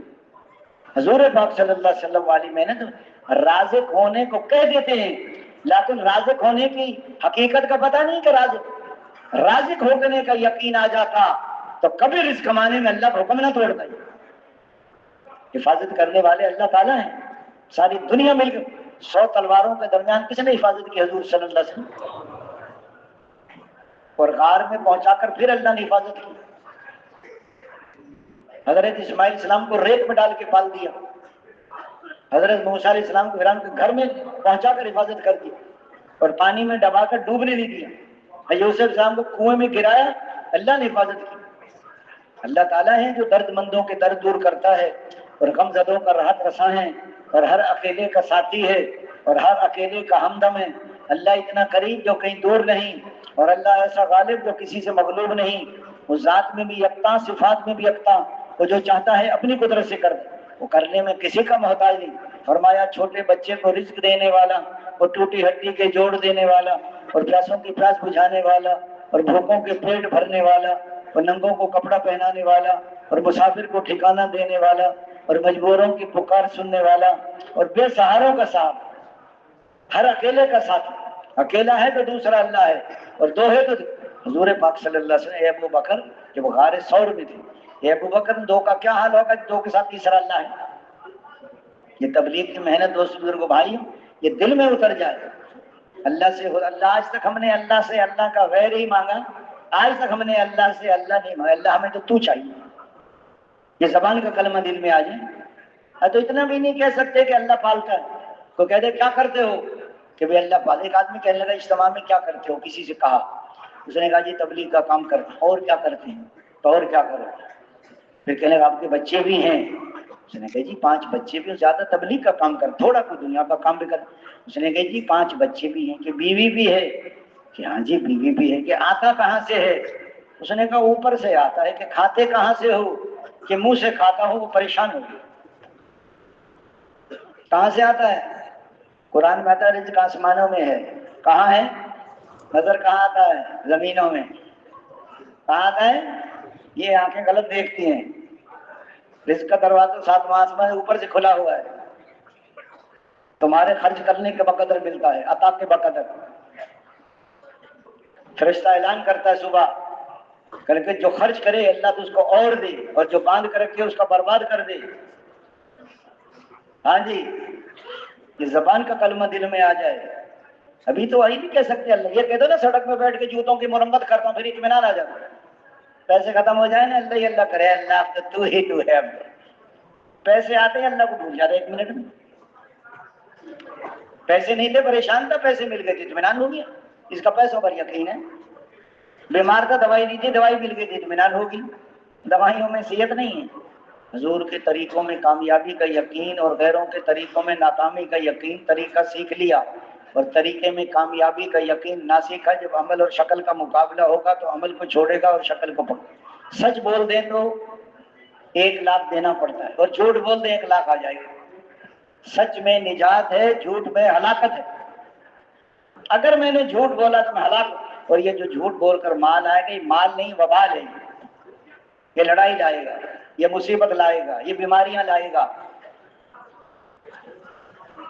دوستو بزرگوں بھائیو، یہ طریقہ، اور طریقہ سیکھ لیا. طریقے میں مال ہے، ملک ہے، عہدہ ہے، ڈگری ہے، سونا ہے، چاندی ہے. حضور کے طریقے نہیں کبھی کامیاب نہیں ہو سکتا. نہ مال ہے، نہ ملک ہے، نہ عہدہ ہے، نہ ڈگری ہے، نہ سونا ہے، نہ چاندی ہے. اور حضور کے طریقے سے زندگی میں یہ 100% کامیاب ہے. ہر زمانے میں یہ کرام ہے. جن لوگوں نے کلمے والی بنیاد کو تسلیم کیا اور نبیوں کے طریقوں پر چلے، وہ تو دنیا میں پھلے پھولے اور چمکے اور آخرت میں کامیاب ہوئے. اور جنہوں نے کلمے والے بنیاد کو تسلیم نہیں کیا اور نبیوں کے طریقوں پر نہیں چلے، وہ دنیا آخرت میں برباد ہو. قوم شعیب کی بڑی تجارت، لینے کے پیمانے بڑے اور دینے کے پیمانے چھوٹے. حضرت شعیب نے بہت سمجھائی میری قوم ایسا نہ کرے. اللہ نے اس قوم پہ آگ برسائی. قوم سبا بڑی زمینوں والے، بڑے باغات، پانی کے ڈیم. اللہ تعالیٰ نے 13 نبیوں کو بھیجے، قوم نہیں مانی. اللہ نے اسی پانی سے ان کے کھیتوں کو برباد کیا. قوم عاد بڑی طاقت والی، وہ لمبے قد، درخت کو پکڑ کے ہاتھ سے ہلا کے پھینک دیتے. ہم سے زیادہ طاقتور کون ہے؟ اللہ تعالیٰ نے ہوا کو حکم بھی، 1 ہفتہ ہوا چلی، پٹخا پٹخا کے مارا. ایسے گردنیں ان کی جدا ہوئی پڑی. دنیا بھر کے طاقت والوں کو بتا دیا، وہ طاقت پہ گھمنڈ کرنے والوں، اگر کلمے والی بنیاد کو تسلیم نہیں کرو گے اور حضرت محمد صلی اللہ علیہ وسلم کے طریقوں پر نہیں چلو گے تو قوم عاد کی طرح برباد. اگلی قوم سنم حرفت والی، عبرت نہیں پکڑی، انہوں نے پہاڑوں میں گھر بنا لیے. حضرت صالح علیہ السلام کو بھیجا، پھر کہہ رہے ہیں اونٹنی پیدا کر دو. اللہ سے اونٹنی پیدا کرے، حاملہ، بچہ بھی دے، یہ بھی ہو گیا. پھر ان کے تھن کاٹ دیے. اللہ نے پھر ایک فرشتہ بھیجا، ایک چیخ ماری، سب کے کلیجے پھٹ گئے. ایک کو قوم آئی ہے. حضور پاک صلی اللہ علیہ وسلم والی محنت میں یقین بدل جائیں، طریقے بدل جائیں، نمازوں میں خضوع آ جائے. نماز جب بنے گی، نماز میں صحیح یقین ہو، مسائل والے طریقے ہوں، اللہ کی عظمت کا دھیان ہو، فضائل کا استحضار ہو، نفس کا مجاہدہ ہو اور اللہ کو راضی کرنے کی جذبہ. غسل بھی صحیح ہو، وضو بھی صحیح ہو، کپڑے بھی پاک ہو، بدن بھی پاک ہو، رزق بھی پاک ہو، قرآن پاک بھی صحیح ہو، رکوع بھی صحیح ہو، سجود بھی صحیح ہو، قومہ بھی صحیح ہو، جلسہ بھی صحیح ہو، آنکھوں کا دیکھنا بھی صحیح ہو. تو ایک آدمی نماز کی نیت باندھ کے پتہ نہیں کہاں کہاں دیکھتا ہے. سجدے سے جا کے آدمی نہیں کرتا. کانوں کا سننا سیکھ. اپنی نماز میں اپنی سنو، یا امام صاحب کے پیچھے بڑے امام صاحب کی سنو. نہ ایک آدمی اپنی سنتا ہے، نہ امام صاحب کی سنتا ہے، بازار کے آواز سنتا. 5 منٹ اس کے کان صحیح استعمال نہیں ہوتا. ایک صحابی گھر میں نماز پڑھ رہے تھے، بعد میں بیوی سے کہنے کہ کچھ شور کی سی آواز تھی. بیوی نے کہا اللہ تجھ پہ رحم کرے، بچے کی جان گئی تھی، آپ کو پتہ ہی نہیں چلا. فرمارے خدا تیرا ناز کرے وہ نماز کا جس میں پتہ چلے. چھت سے سانپ گرا، بچے کو لپٹا، شور مچا، لوگوں نے چھڑایا، یہ پتہ نہیں چلا. کیسی نماز تھی بتا. حضرت عمرو بن عاص رضی اللہ عنہ کو بیٹے کی شادی ہوئی، پہلی رات کی دلہن کے پاس گئے. بیوی سے کہا 2 رکعت نماز پڑھ لیں. بیوی نے کہا پڑھ لیں. 2 رکعت کی نیت باندھی، صبح سحری تک پورا قرآن ختم. پھر روزہ رکھ لیا. اگلے دن پھر شام کو بیوی کے پاس گئے کہ 2 رکعت نماز پڑھ لوں. بیوی نے کہا پڑھ لیں. پھر 2 رکعت کی نیت باندھی، سحری تک پورا قرآن ختم. پھر روزہ رکھ لیا. تیسرے دن سسر نے پوچھا بہو سے بیٹے کو کیسا پایا. بہو نے بتا دیا بیٹا بڑا نہیں کہ ساری رات نماز پڑھتا ہے، سارے دن روزہ رکھتا. حضور کی خدمت میں لے کر گئے. حضور نے فرمایا تیری بیوی کا بھی حق ہے اور تیرے بدن کا بھی حق ہے. اور 3 دن میں قرآن ختم کرو یا 1 ہفتے میں قرآن ختم کرو، 1 دن روزہ رکھو 1 دن نہ رکھو۔ بتاؤ کیسی نماز کا ذوق تھا ان کو نماز پہلی رات میں۔ ہم تو ماشاءاللہ پہنچے ہوتے ہیں ہر وقت، پھر کرے نماز میں کیسے جانا ہے؟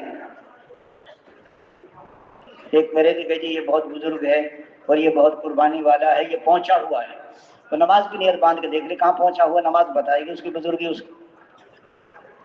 دوست بزرگوں بھائی، یہ 6 نمبر سمندر ہے۔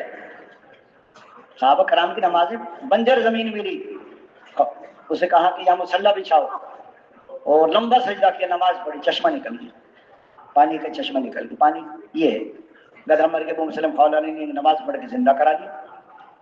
حضور پاک صلی اللہ علیہ وسلم پانی ختم، حضور نے 1 پیالہ پانی کا منگوایا، اس میں ہاتھ ڈالا، اتنے فوارے چھوٹ کے پانی کے، سارے جانور سب نے پیا۔ وہ کہتا ہے یہ پانی زمزم سے بھی زیادہ قیمتی پانی۔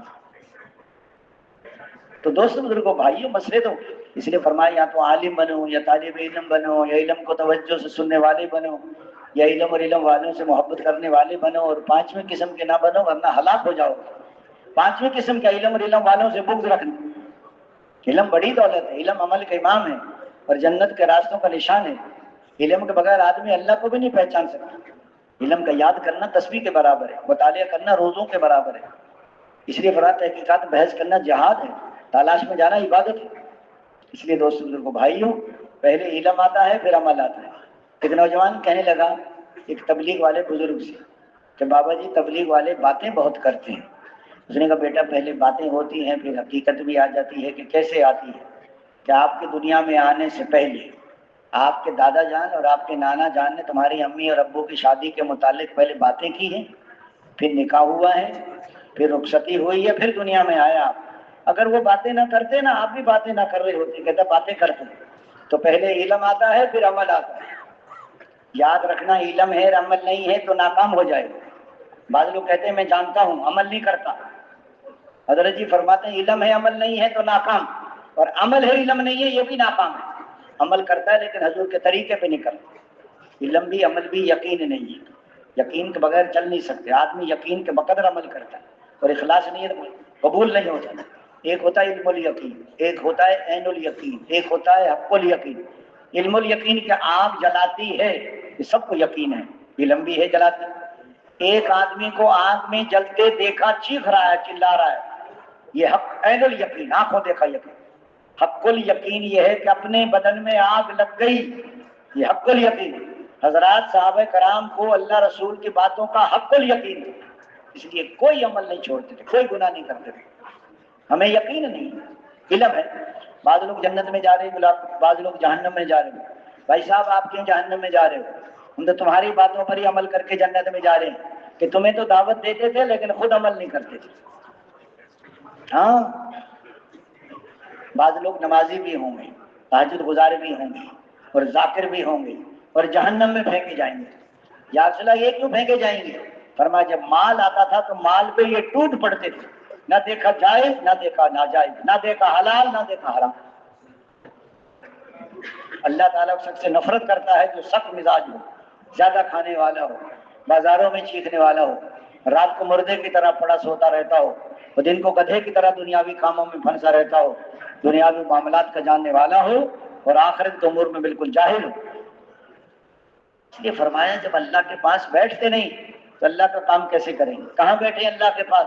کہ تنہائی میں اللہ کا ذکر، جب کہیں سبحان اللہ، عیب تجھ میں کوئی نہیں، الحمدللہ، خوبیاں تجھ میں ساری ہیں، لا الہ الا اللہ، اے اللہ جی لگانے کے قابل تو تو ہی۔ اللہ اکبر، تیری بڑائی کی کوئی حد نہیں، میری چھوٹائی کی کوئی حد نہیں، لا حول ولا قوت الا باللہ العلی العظیم۔ سارے خیر کے دروازے تیرے فضل کے بغیر کھل نہیں سکتے اور سارے شر کے دروازے تیرے فضل کے بغیر بند نہیں ہو سکتے۔ درود پاک حضور صلی اللہ علیہ وسلم کی محبت رسنا، جو آدمی کثرت درود شریف پڑھتا ہے تو دوست اس کو اللہ ہر حاجت پوری کرتے ہیں۔ اور جب آدمی حضرت ابی بن کعب نے عرض کیا یا رسول اللہ میں جتنا وقت ذکر اذکار کرتا ہوں کتنی دیر درود شریف پڑھوں؟ اس میں سے چوتھائی وقت پڑھ لیا کروں؟ فرمایا زیادہ پڑھو تو بہتر۔ یا رسول اللہ آدھا وقت درود شریف پڑھوں؟ فرمایا زیادہ پڑھو تو بہتر۔ جیسے تہائی وقت 3 حصے درود شریف پڑھوں؟ فرمایا زیادہ پڑھو۔ جیسے سارا وقت درود شریف پڑھوں؟ فرمایا سارا وقت درود شریف پڑھو گے سارے ہم اور سارے غم اور گناہ ختم ہو، ہر راز کے اللہ ہر حاجت پوری۔ بعض کام نہیں ہوتے تو آدمی پریشان ہو جاتا ہے کہ میرے سارے کام تو نہیں ہوتے. بعض کام ایسے ہوتے ہیں جن کے نہ ہونے میں بندے کا فائدہ. ایک آدمی باہر ملکوں میں جا رہا تھا, 10 سال کا ویزا, ٹکٹ, پاسپورٹ اس کے بیگ میں, ایئرپورٹ پر بھاگا جا رہا, ہوائی اڈے پر. راستے میں استنجے کا تقاضا ہوا, بیگ رکھا, استنجے خانے میں گیا, باہر آئے تو بیگ نہیں تھا, چور لے کے بھاگ گیا. اسی میں ٹکٹ, اسی میں ویزا. کتنا رو رہا تھا, پریشان. چور کو ایک ایک من کی گالیاں دے رہا ہے. 8 گھنٹے کے بعد پتہ چلا جس جہاز میں اس نے جانا تھا وہ جہاز سمندر میں گر گیا, سب مسافر مر گئے. اب چور کو دعائیں دے رہا, اللہ بھلا کرے چور کا, کہ چوری نہ کرتا میں تو مر جاتا. اللہ کے ہر فیصلے پہ راضی ہو جانا یہ ایمان والوں کی نشانی ہے. حضور پاک صلی اللہ علیہ وسلم پاس کچھ لوگ آئے, یا رسول اللہ, آپ صلی اللہ علیہ وسلم آپ کے پاس ایمان کی کیا علامات ہیں؟ یا رسول اللہ 5 کا تو آپ نے ہمیں حکم دیا ہے ایمان کو فصل, امنت باللہ و ملائکتہ و یہ جو ہے 5 چیزیں, اور 5 پہ ہمارا عمل ہے, کلمہ, نماز, روزہ, حج, زکات. اور 5 ایمانی علامات ہمارے پاس زمانہ جاہلیت سے. وہ کیا ہے؟ تنگی میں صبر کرتے ہیں, فراخی میں شکر کرتے ہیں. نمبر 3, دشمن کا مقابلہ جم کے کرتے ہیں. نمبر 4, اللہ کے ہر فیصلے پہ راضی ہو جاتے ہیں. نمبر 5, دشمن کو بھی تکلیف میں دیکھ کے خوش نہیں ہوتے. حضور نے فرمایا یہ ایسی علامات ہیں, اگر نبوت کا دروازہ کھلا ہوتا تو قریب تھا کہ یہ لوگ نبی ہو جائیں. حضور نے 5 ان کو اور بتائی. ضرورت سے زیادہ کھانا جمع نہ کرنا, نمبر 1. نمبر 2, ضرورت سے زیادہ مکان نہ بنانا. نمبر 3, دنیا سے بے رغبتی. نمبر 4, آخرت کی رغبت. نمبر 5, اللہ کے خوف کو اختیار کریں. ایمان والوں کی نشانی ہے کہ ان کی نمازوں میں خشوع ہو. ایمان والوں کی یہ نشانی ہے کہ اللہ کا نام آتا ہے تو ڈر جاتے ہیں. اور ایمان والوں کی نشانی ہے کہ قرآن کی آیات پڑھی جاتی ہیں تو ان کے ایمان بڑھ جاتے ہیں. اور ایمان والوں کی یہ بھی نشانی ہے کہ وہ لایانی سے بچتے ہیں. اور خالص کامل ایمان والا احکامات پہ چلتا ہے, اور ناقص ایمان والا خواہشات پہ چلتا ہے. اور ایمان والوں کی یہ بھی نشانی ہے کہ جب کسی کا دینا ہو تو فوراً ادائیگی کرے گا, اور لینا ہوگا تو نرمی کرے گا. اس لیے فرمایا دوستوں دیکھ, صحابہ کرام ایمان کے بارے میں فکر مند رہتے. حضرت ابی ابن ملائکہ رحم بڑے تابعی ہیں, وہ بیان کرتے ہیں کہ 30 بڑے صحابہ سے میری ملاقات ہوئی, سب کو میں نے ایمان کے بارے میں ڈرتے پایا کہ ایمان کی بجائے ہمارے دل میں نفاق نہیں. زبان پہ تو ایمان, اندر میں حقیقت نہیں. ہاں, حضرت ابو بکر روتے جا رہے ہیں, حضرت عمر روتے جا رہے ہیں, تو ہمیں اپنے ایمان کی, جتنا ایمان والا ہوگا اتنا فکر مند ہوگا ایمان کا, اور جتنا ایمان کمزور اتنا مطمئن ہوگا. حضور صلی اللہ علیہ وسلم محنت ہے. استغفار پہ اللہ بیٹے بھی دیتے ہیں, نہریں بھی چلاتے ہیں, بارش بھی برساتے ہیں, کھیتیاں بھی. استغفار کرنے والا تقوی والے کے برابر ہے. آج تک میں نے حضور کی محنت نہیں کی, کتنے لاکھوں انسان جہنم میں چلے گئے. میں نے صحیح وقت نہ لگایا, میں نے 6 نمبر نہ سیکھے, میں نے دعوت. اللہ سے معافی مانگو. قرآن کی تلاوت, ہر موقع کی دعا, ہر موقع کا سنت عمل, قرآن کی تلاوت. 4 نمبر میں حقوق کی ادائیگی. اگر حقوق ادا نہ کیے تو لینے کے دینے پڑ جائیں گے.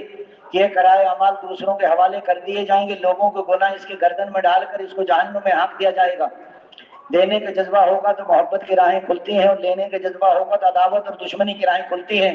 لینے کا جذبہ اچھا جذبہ ہے, اللہ سے لینے کا جذبہ ہو, مخلوق کو دینے کا جذبہ ہو. عبادت کے ذریعے سے لینا ہے, اخلاق کے ذریعے سے دینا ہے. رزق کا تعلق عبادت کے ساتھ, اور دعاؤں کی قبولیت کا تعلق امر بالمعروف نہی عن المنکر کے ساتھ. حضرت حضور نے نہیں فرمایا جب امر بالمعروف نہیں کو چھوڑ دو گے تو دعائیں بھی قبول نہیں ہوگی, مغفرت بھی نہیں ہوگی, مدد بھی نہیں ہوگی. ہر ظالم کے خلاف اور مظلوم کے ساتھ. باپ ظالم ہے اور دشمن مظلوم ہے تو باپ کا ساتھ نہیں دینا.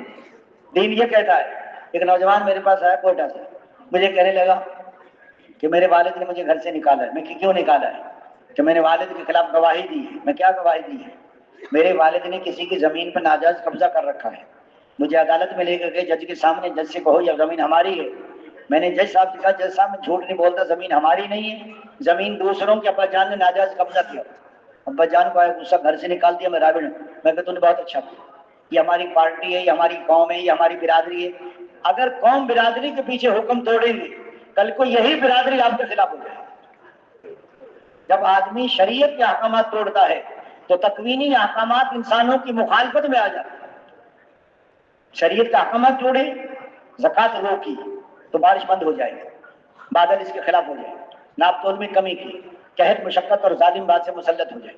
یہ اللہ کا تقویم ہے. ہواؤں کو، بادلوں کو، زمینوں کو جو احکامات ملتے ہیں وہ تقوینی احکامات ہیں. جب انسان حکم پورا کرے تو وہ ان کی موافقت فائدے میں، اور جب یہ ان کے خلاف حکم توڑے تو ساری مخلوق اس کے خلاف ہو جاتی ہے. ہوائیں آ رہی ہیں بیماریاں لا رہی ہیں، پانی آ رہا ہے سیلاب لا رہا ہے، زمینوں میں زلزلے آ رہے ہیں. اس لیے فرمایا اللہ زندگیوں کو توڑ دیتے ہیں. دنیا میں لینا ریا ہے اور آخرت میں لینا ہے. دنیا میں بہاوا، شہرت، نام و نمود بدلا، یہ ریا ہے. نیکی کر دریا میں ڈال، چھپنا نہیں ہے چھپنا ہے. بڑے بڑے عمل کرنے والے سب سے پہلے جہنم میں پھینکے جائیں گے نیت کی خرابی کی وجہ سے. اس لیے نیت ایسے نکل جاتی ہے ہاتھ سے مچھلی نکل جاتی ہے. اس لیے فرمایا بعض اوقات یہ ہوتا ہے کہ آدمی کو پتہ نہیں چلتا کہ آدمی ریاکاری کر رہا ہوتا ہے اور اندر سے ضمیر ٹھوکر مار دیتا ہے کہ تو ریاکاری کر رہا ہے. میواتی کہ حضرت جی ہمارا آخرت میں کیا بنے گا؟ حضرت جی بس گندم کے ساتھ جیسے مٹی تل جاتی ہے نا اسی بھاو ایسے نکل جائیں گے. تو سیدھے سادھے کہنے لگے حضرت جی اگر اللہ نے چھانا لگا دیا تو کیا ہوگا؟ کہ پھر ہم بھی نہیں نکل سکتے. ڈرتے بھی رہو اور کرتے بھی رہو. اخلاص والے ہدایت کے چراغ ہیں، ان کی وجہ سے بڑے بڑے فتنے دور ہو جاتے ہیں. خوشحالی اور خلاص والوں کے لیے ان کی وجہ سے فتنے دور. جماعت میں امیر صاحب تھے، روزانہ ساتھیوں کو ڈانٹ ڈپٹ کرتے تھے، کبھی کسی کو ڈانٹ دیا کبھی کسی کو. ساتھی پریشان رہتے تھے. امیر صاحب اللہ کی شان کہیں چلے گئے، ساتھیوں کو موقع مل گیا مشورہ کرنے کا کیا کیا جائے. امیر صاحب تو روزانہ ہی نمبر لگاتے. ایک نوجوان کہنے لگا کہ ہم اصل میں امیر صاحب کی خدمت نہیں کرتے، ہمیں خدمت کرنی چاہیے. اس نے یہ کہا تو رات کو اکیلا اٹھا اور امیر صاحب کے سارے میلے کپڑے نکال کے دھو دیے. صبح جب امیر صاحب نے دیکھا تو کپڑے نہیں، باہر نکلا تو سارے دھلے ہوئے تھے. بہت اچھے، بہت خوشی ہوئی. کس نے دھوئے کس نے دھوئے کوئی پتہ نہیں. بہت پوچھ گچھ. دھونے والا اخلاص والا تھا، اس نے کسی کو نہیں بتایا. اس دن کے بعد امیر صاحب نے کبھی کسی کو نہیں ڈانٹا. ساتھ کے امیر صاحب وہ ڈانٹ ڈپٹ کیسے چھوڑ دیا؟ آپ تو روزانہ نمبر لگاتے تھے. اس نے مجھے ڈانٹنے کا خیال تو بہت آتا ہے، جب میں ڈانٹنے لگتا ہوں تو سوچ میں پڑ جاتا ہوں کہیں اس نے کپڑے نہ دھوئے ہو تو چھوڑ دیتا ہوں. ایک اخلاص والے نے سب کی جان چھوڑا دی. اگر بتا دیتا تو اگلے کی جان چھوڑ.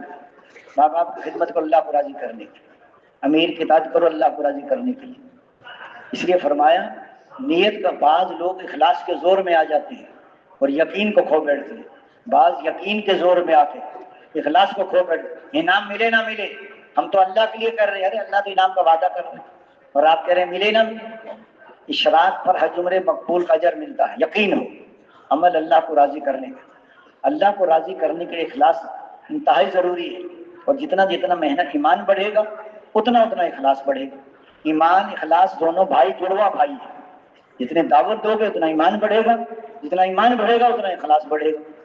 اس لیے دوستوں ساری دنیا میں جو دین زندہ ہوگا وہ حضور صلی اللہ علیہ وسلم والی محنت سے زندہ ہوگا. حضرات حضور صلی اللہ علیہ وسلم محنت کی، صحابہ کرام نے محنت کی. اللہ تعالیٰ نے مدینے میں سارے احکامات کو زندہ کیا. دعوت بھی، ایمان بھی، عبادات بھی، اخلاق بھی، معاملات بھی، عدل و انصاف بھی، پردہ بھی، زکوٰۃ بھی، ساری چیزیں. لیکن اللہ کی شان حضور پاک صلی اللہ علیہ وسلم کی مثال سے کچھ دن پہلے مدینے کی طرف 2 لاکھ کا لشکر آ رہا تھا حملہ کرنے کے لیے روم کی طرف سے. آپ صلی اللہ علیہ وسلم نے حضرت اسامہ بن زید رضی اللہ عنہ کو امیر بنایا اور کرتے 3000 کی تعداد میں وہ لشکر ان کے مقابلے کے لیے تیار کیا. اس لشکر کو روانہ کیا. وہ لشکر مدینے کے قریب جرم میں جا کے ٹھہر گیا. آپ صلی اللہ علیہ وسلم کی طبیعت ناساز ہو گئی. حضرت اسامہ سے حضور کو بڑی محبت تھی. حضرت اسامہ روزانہ حضور کے پاس آتے مل کے واپس چلے جائیں. پھر آپ صلی اللہ علیہ وسلم کی طبیعت اچھی ہو گئی اور وہ لشکر روانہ ہو گیا. پھر سوموار کے دن زوال کے قریب حضور کی طبیعت ناساز ہوئی اور حضور کا وصال ہو گیا. اتنا بڑا صدمہ صحابہ پر کبھی نہیں آیا. حضور سے اتنی محبت تھی صحابہ کرام کو کہ وضو کا پانی نیچے گرنے نہیں دیتے تھے. لعاب دہن کو اپنے ہاتھوں پر ملتے تھے. یا رسول اللہ آپ تو جنت میں اوپر کے درجوں میں چلے جائیں گے اور ہم نیچے کے درجوں میں رہ جائیں گے اور جنت میں ملاقات نہیں ہوگی دل کیسا لگے گا؟ حضور نے فرمایا جو اللہ رسول کی بات کو مان لیں گے وہ جنت میں ان کے ساتھ ہوں گے، اوپر والے نیچے والوں سے ملنے آیا کریں گے. اس لیے فرمایا وضو کا پانی نیچے گرنے دے. اس لیے ایک حضرت ابو بکر صدیق رضی اللہ عنہ نے حضرت عمر اتنے پریشان کہ جو یہ کہے گا حضور کا وصال ہو گیا میں اس کی گردن کاٹ دوں گا. حضرت عثمان بول نہیں سکتے، سکت نہیں. حضرت علی خاموش. ایسے موقع پر اس امت کو حضرت ابو بکر نے سنبھالا ہے. حضرت ابو بکر صدیق ضلع تشریف لائی اور آپ صلی اللہ علیہ وسلم کی پیشانی مبارک کا بوسہ لیا اور سب کو جمع کیا اور خطبہ دیا۔ حضور صلی اللہ علیہ وسلم نیرے رسول ہی تو تھے، خدا تو نہیں تھے جن کو موت نہ آئے، اور جو واپس پھر جائے گا وہ اپنا نقصان کرے گا۔ اور سارے مسائل حضرت ابو بکر کو معلوم ہو گئے کہ حضور کا روزہ کہاں ہوگا، اور حضرت ابو بکر صدیق رضی اللہ عنہ حضور یہ ساری چیزوں کو انہی نے دیکھا۔ جب حضور کا وصال ہو گیا تو مسلمہ قذاب نے نبوت کا دعویٰ کر دیا، 40-45 ہزار کا لشکر اس کے ساتھ تھا۔ ادھر شجاع نامی عورت نے نبوت کا دعویٰ کر دیا، ادھر بہت لوگ ایسے تھے جو مرتد ہو گئے، بعض لوگ ایسے تھے جنہوں نے زکوٰۃ کا انکار کر دیا، اور بعض لوگ ایسے تھے کہ زکوٰۃ دیں گے لیکن مدینے نہیں پہنچائیں۔ حضرت ابو بکر صدیق رضی اللہ عنہ فرما رہے ہیں کہ اسامہ کے لشکر کو روانہ کرو۔ صحابہ نے عرض کیا امیر المومنین حالات بدل گئے، مدینے پر خطرہ ہے، یہاں مستورات ہیں اور یہاں ام المومنین ہیں۔ حضرت ابو بکر صدیق رضی اللہ عنہ نے فرمایا ہم شہید ہو جائیں، ام المومنین بھی شہید ہو جائیں، کوئی دفن کرنے والا انسان باقی نہ رہے، اس کو تو برداشت کریں گے لیکن دین میں کمی آ جائے اس کو برداشت نہیں کرتے۔ جو اونٹ کے ساتھ رسی دیتا تھا زکوٰۃ میں، جو رسی نہیں دے گا ہم اس سے بھی لڑائی کریں گے۔ حضرت ابو بکر رضی اللہ عنہ کا زمانہ ٹوٹے ہوئے نقشے کو بنانے کا زمانہ ہے، اور حضرت عمر رضی اللہ عنہ کا زمانہ بنے ہوئے نقشے کو چلانے کا زمانہ ہے۔ ایسی مسلمانوں کی حالت ہو گئی تھی۔ حضرت عائشہ رضی اللہ عنہ فرماتے ہیں کہ ابا جان نے جیسی محنت کی ایسی محنت نہ کرتے تو فرمایا دنیا میں سجدہ کرنے والا انسان باقی نہ رہتا۔ حضرت عائشہ فرماتے مسلمانوں کی حالت ایسی ہو گئی تھی جیسے بارش میں بکریاں بھیگ کر ایک کونے میں جمع ہو، چاروں طرف سے حالات خراب ہو گئے۔ صحابہ کا لشکر نہ بھیجو، حضرت ابو بکر رضی اللہ عنہ نے فرمایا جس لشکر کو حضور صلی اللہ علیہ وسلم روانہ کر دیں اس کو ابو بکر روک لے، اگر روکیں گے تو فتنوں کے دروازہ کھلنے کا خطرہ ہے۔ حضرت ابو بکر صدیق رضی اللہ عنہ کا آخری وقت ہے، مرض الوفات میں ہے۔ حضرت منبہ بن حارث رضی اللہ عنہ آئے، اس نے کہا فلاں علاقے کے لوگ مرتد ہو گئے، فرمایا مجھے بٹھاؤ، میں اس وقت مر جاؤں تو شام ہونے سے پہلے لشکر بھیج دینا، اور شام کو مر جاؤں تو صبح ہونے سے پہلے لشکر بھیج دینا۔ فرمایا میں حضور کے وصال پر اگر اسامہ بن زید رضی اللہ عنہ کو لشکر کو نہ بھیجتا تو مدینہ آگ کی بٹھی بن جاتا۔ صحابہ کرام نے بہت اس کے مدینے پر خطرہ ہے، حضرت عمر رضی اللہ عنہ کو بھیجا، اے عمر جاؤ حضرت ابو بکر سے عرض کرو کہ اگر وہ لشکر بھیج رہے ہیں تو امیر بدل دو، اسامہ کی بجائے کسی اور کو امیر بناؤ۔ حضرت ابو بکر نے حضرت عمر کے سینے پر مکہ مارا کہ جس کو حضور امیر بنائے اس کو ابو بکر بدل دے۔ اے عمر زمانہ جہالیت میں بہادر تھے آج بزدل ہو گئے، جس کو حضور امیر بنائے اس کو ابو بکر بدل دے۔ حضرت عمر رضی اللہ عنہ نے دوستوں بنے ہوئے نقشے کو، ایک ہے نشر دین، ایک ہے نقص دین، ایک ہے اشاعت دین، ایک ہے حفاظت دین۔ نشر دین یہ ہے کہ مسلمانوں کی زندگی میں دین ہے 100% اور غیروں کو لانا ہے تو مسلمان باری باری جا سکتے ہیں، کچھ رہ جائیں کچھ چلے جائیں، اور نقص دین یہ ہے کہ مسلمانوں کی زندگی سے دین نکل جائے۔ ایسے موقع پر حضرت ابو بکر نے 100% کو نکالا ہے۔ حضرت ابو بکر نے اس لشکر کو وہاں بھیجا، باقی جو 4-5 کو قریب بچے خود امیر بن کر ایک بستی میں پہنچے، ان سے لڑائی کی، انہوں نے توبہ کی، زکوٰۃ کا اقرار کیا۔ ظہر دوسری بستی میں پڑھی، کہیں عصر پڑھی، کہیں مغرب پڑھی، کہیں عشاء پڑھی، کہیں فجر پڑھی، کہیں ظہر پڑھی، کہیں عصر پڑھی، کہیں مغرب پڑھی، کہیں عشاء پڑھی، کہیں فجر۔ چاروں طرف مدینے کی ایسی فضا بنی، وہ یہ سمجھ کر نبی تو اللہ کے پائن کی ہوا اکھڑ گئی، پھر دوبارہ صحابہ پھیل کے مسلمان اسی طاقت کے ساتھ ہیں جیسے پہلے تھے۔ اور اس کے بعد صاحب مسجد نبوی میں 3 دن اذان نہیں ہوئی، کوئی بالغ مرد نہیں تھا جو پیچھے اذان دینے والا ہوگا، اور امت کو یہ سمجھایا کہ جب مسلمانوں کی زندگی سے دین نکلے گا تو 100% کو نکلنا ہوگا۔ آج مسلمانوں کی زندگی میں دین نہیں، 90% امت بے نماز ہے۔ سب سے بڑا منکر نماز نہ پڑھنا ہے اور سب سے بڑا معروف نماز پڑھنا ہے۔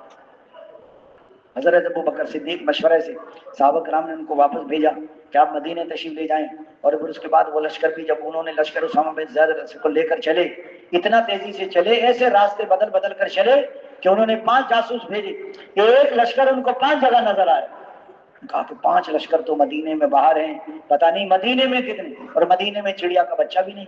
وہ ان کو ادھر بھیجا، خود حضرت ابو بکر 500 بندوں کو لے کے چاروں طرف جو ہے وہ سارا نظام صحیح ہوا، پھر سب نے مل کر مسلمان قذاب کا مقابلہ کیا۔